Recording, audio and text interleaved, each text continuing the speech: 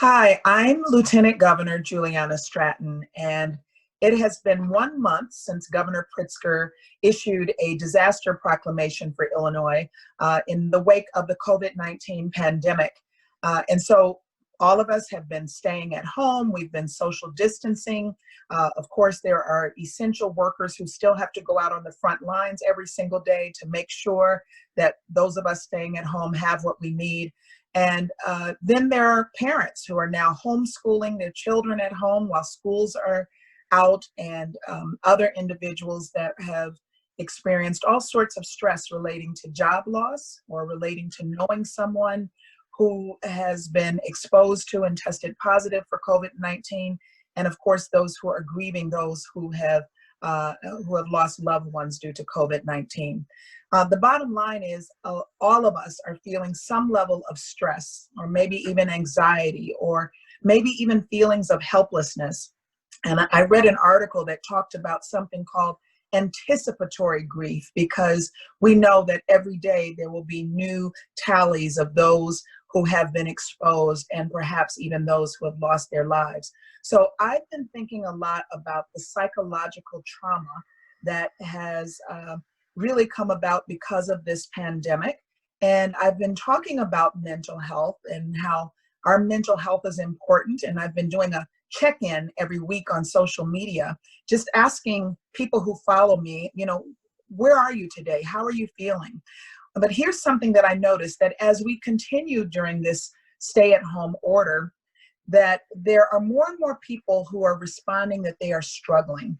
And so I thought it was important that I brought in an expert to really talk about how we're coping and how we deal with our mental health and the psychological trauma related to COVID-19. I want you to know that I hear you and I see you, and it's important that we talk about these issues together. So I am pleased to present Dr. Burnett Zeigler, who is a clinical psychologist and professor of psychiatry and behavioral sciences at Northwestern School of Medicine. Dr. Burnett Zeigler, thank you so much for joining me today. It's my pleasure. Thank you for having me. So why don't we begin by talking about the children? We know that there are a lot of parents who have young children at home. I'm one of those parents. And, they want to be outside. They want to go on play dates. What's your advice for parents who have young children, and how we talk to them about COVID-19? Yeah. So as you've already mentioned, stress and anxiety in both children and adults is associated with fears of uncertainty, loss of control, and worry about the future. And so one thing parents can do in order to minimize some of that stress that children might be experiencing is to empower them with information. Let them know in terms that they can understand what is happening around them and why the changes to their lives right now have come to be.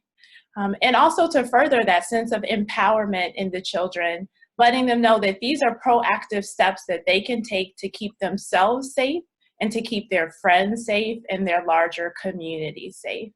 And while there are things that are not available to them right now, perhaps playing outside or going to different groups and activities that would be a part of their routine, there are other things that are available to them that are in the home. And so reframing what's possible and shifting it away from just talking about what they can't do, but also talking about what they can do and the people that they can spend time with, either in the home or virtually. Yeah, I think it's so important, because I think a lot of parents think, what, the best thing I can do is not let my children know anything about this. I'm not going to talk about it. But in light of our own anxieties, it's already projected to our children. And it's, as you said, it's just better to kind of talk about it in terms that they can understand. Now, let's talk about the message and how it would shift for older children. We know that we have a number of young people, especially some of our teens, that feel like they are missing out, not feel like they are missing out on things like sports. It might be graduation celebrations or proms, walking across the stage at a graduation. How would your message shift for some of our older children, including Again, our I would teenagers? start by, holding space for those honest conversations, being a sounding board for the worries and fears that adolescents might be experiencing. being careful not to minimize the sense of loss or grief that they may be reporting because they aren't able to do the things that they expected to do. Maybe they're seniors in high school, maybe they're in college and didn't have the opportunity to say goodbye to their friends. Maybe there are other important milestones and events that are happening that were supposed to happen that they won't be able to engage in. But also letting them know that, it doesn't minimize their achievements and accomplishments, that will have other moments in the future where they will be able to kind of participate in other things that will give them joy and pleasure. And that's something that they can look forward to down the Absolutely. I line. think when you say it's a moment in time, even for adults, it's a message that we need to hear, that we will get past this. This is what it is right now, but it won't always be like this. Talk a little bit about adults and what the angst and anxiety, stress, or even feelings of helplessness that we might be feeling. And particularly, let's talk about social isolation. When you say that there's people, as we always have done, a lot of people are feeling alone. Yeah, similar to What the advice do you have for children, them? adults are feeling stress and anxiety as well. And that can show up in myriad forms. It may be trying to manage caregiving as well as working from home, which is unusual for a lot of parents. For those who are essential workers that have to go out into the workforce every day and have loved ones at home, it may be managing the sense of worry about putting themselves and their family members at risk. There may be worry around changes in income and financial burdens, and those worries are very, very real, and they can be showing up physically. They can be showing up in the body with shortness of breath, heart racing, headaches, difficulty sleeping. These are the physical manifestations of stress and anxiety. And it can be showing up in those thoughts. You mentioned helplessness a couple of times, just feeling like they don't know what to do. And so for adults, I would say just starting off by being aware of what's showing up for you in each moment in each day, and taking a moment to acknowledge that, and offer yourself some compassion. I've seen some things on social media that say this is not the time to kind of check off extra things on your list or do all those things that you felt that you otherwise didn't have the time to do. We are actually in a crisis. We're in the middle of a pandemic. And so not putting extra pressure on yourself, allowing yourself the room to do what you can each moment, and staying present rather than worrying about what's going to happen in a month or 2 or 3 down the line, which can lead to feeling more overwhelmed.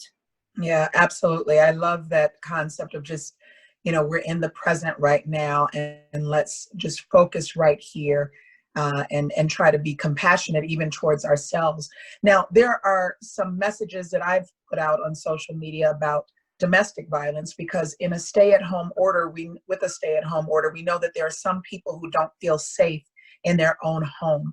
So anything that you want to say about people who might be in a home where they feel stuck or don't feel safe, what should they be thinking about during this time? Yeah, those are particularly challenging situations, and people can fall across the spectrum in terms of their risk of harm, of safety in their homes. And so if it's possible for someone to go to a safe space within the home, I would recommend that as one possible outcome. Additionally, I think when we're talking about safety, one of the key words that comes to mind is establishing boundaries, whether that's emotional boundaries or physical boundaries. And so it may be shutting out the harmful messages that are coming to you in your environment. It may be going into another space in your home if your home allows for that.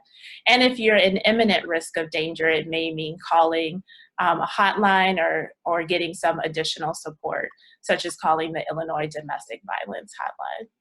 Absolutely. And as I said in my messaging around this, if you are in imminent danger right now, you need some help, you can also call 911 if you need to do that.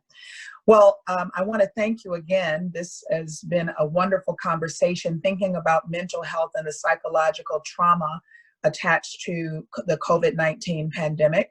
My guest has been Dr. Burnett Zeigler. a clinical psychologist and professor of psychiatry and behavioral sciences at Northwestern University School of Medicine. Thank you so much for joining us today. Thank you for having me.